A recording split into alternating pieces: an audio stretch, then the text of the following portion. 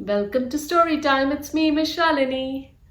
Today, I will be reading the book Tell Me About Festivals of India. The names of the authors are Anurag Mehta and Vanita Ved. Today, I will be reading a story about the birth of Lord Krishna. I am very curious to find out how he was born. Did you know the day he was born is called Janmashtami and it's celebrated all over the world? Come, let's read and find out about his birth. The eighth child of your sister Devaki and her husband Vasudev shall be responsible for your death, warned a voice from the skies. The ruler of Mathura, King Kans, was enraged. What? Her child will kill me? The invincible Kans? Ha! Not possible. He stormed back to the palace. Unknown to the King Kans, the gods in the heavens had earlier approached Lord Vishnu with their pleas. Dear Lord, do something. Put a stop to Kans's cruelties. The wicked Kans has snatched the kingdom from his father Ugrasen. His terrible atrocities on his subjects are horrifying. Mankind is suffering. Lord Vishnu listened to their pleas. He decided to take his eighth incarnation and descend on earth. He was to be born to Devaki and Vasudev as their son. Unfortunately, Kans was apprised of this by the voice in the sky. Apprised means informed.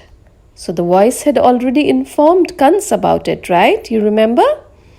Let's read what happens next. That is why King Kans was blazing with fury. Raising his sword, he attempted to behead his sister. Aha! With you dead, how can your child be born? He roared. Vasudev stalled Kansa's attempt by imploring, Please do not kill her.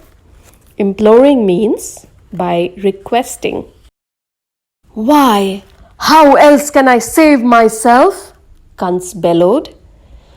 Please spare her, I promise. Whichever children are born to us, you may take them at birth. Vasudev beseeched. Kans agreed, and Devaki and her husband Vasudev were locked up in a jail cell in a village near Mathura. One after the other, 6 children succumbed to Kansa's wrath. Wrath means anger. By divine intervention, Devaki's 7th child was transferred into the womb of Rohini, Vasudev's first wife in Gokul near Mathura.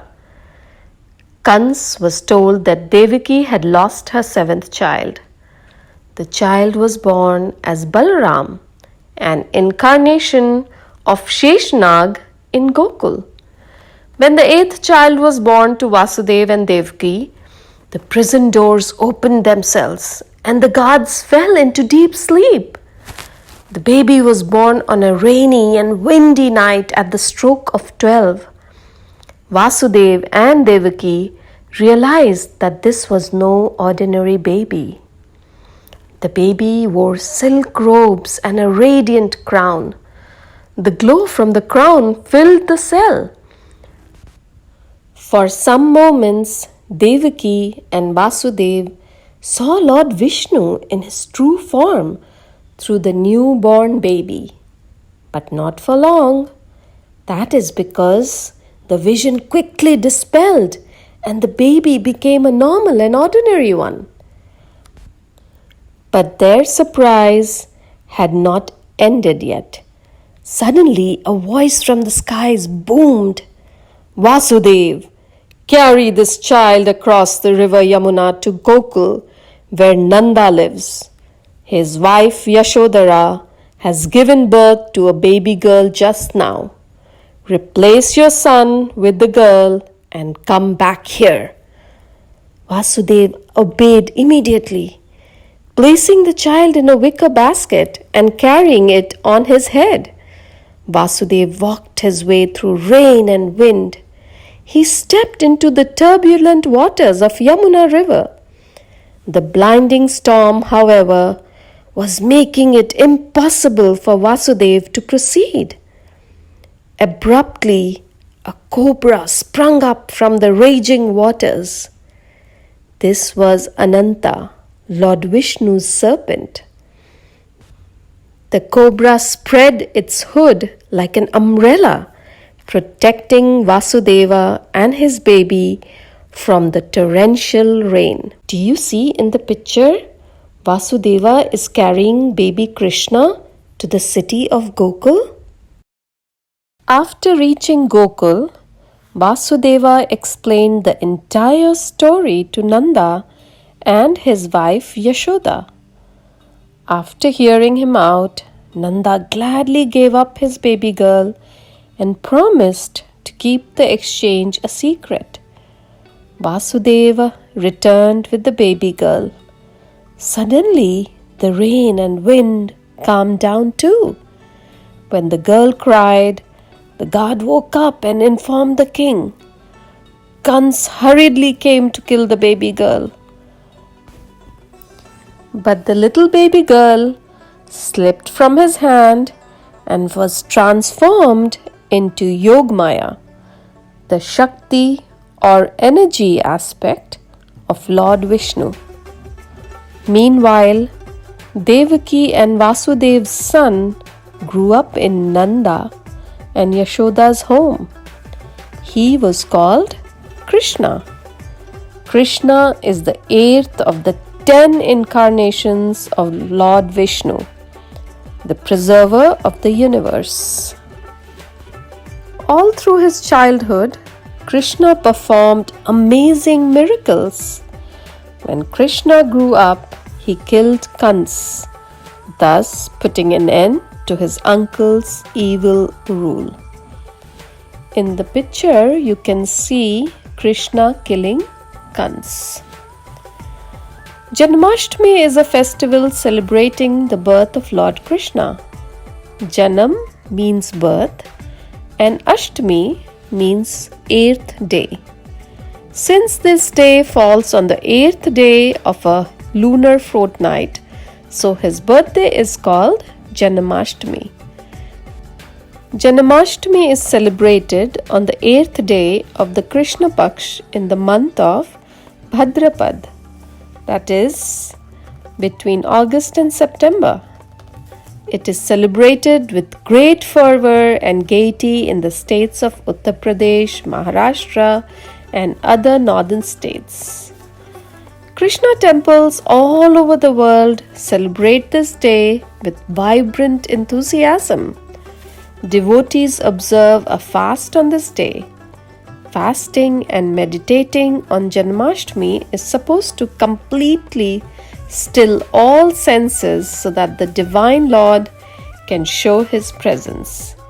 The temples are decorated on this occasion with tableaux depicting scenes of Krishna's birth, his miraculous transfer to Gokul, and his childhood pranks. He was a very naughty child.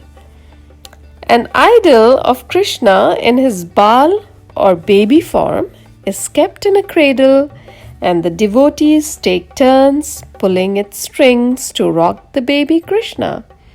Just like in the picture, you see the devotees pulling strings to rock the baby Krishna in the cradle. At the stroke of 12, bells chime, conches blow, and loud sounds of Hare Krishna fill the air. This is to announce the birth of the Lord. Sweetmeats prepared from milk and curd are eaten. You know why? Well, Krishna loved milk and curd. That is why earlier in the day a game called Dahi Handi is played. A large clay pot filled with curd, milk, honey, butter and fruits is hung at an inaccessible height. Then young boys and men come forward for reaching the handi.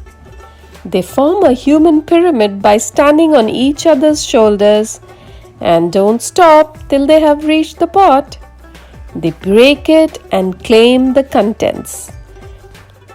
When the human pyramid is being built, the others splash water, trying to make the task of the climbers as difficult as possible. This way, the victory of good over evil is celebrated exuberantly in this colorful and vibrant festival. And do you see in the picture? The children are climbing on each other and they have made a pyramid and they are trying to break the pot of dahi. That seems like fun, right? I really enjoyed that story. Did you too? If you did, remember to like. And if you haven't already, please subscribe to my channel because I put new stories for you every Monday and every Thursday. So I'll see you next time with another one. Bye.